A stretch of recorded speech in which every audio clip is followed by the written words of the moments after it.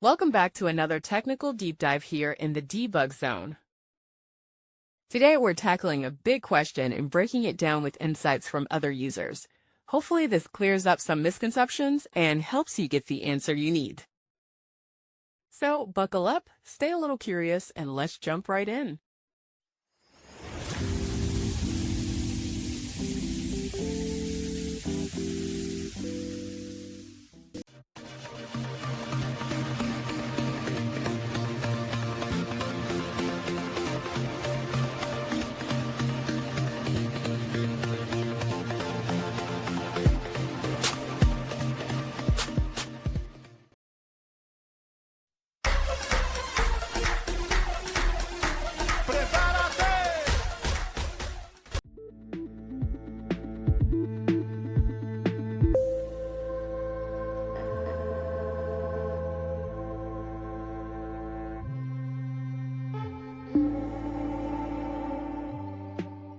And that's a wrap.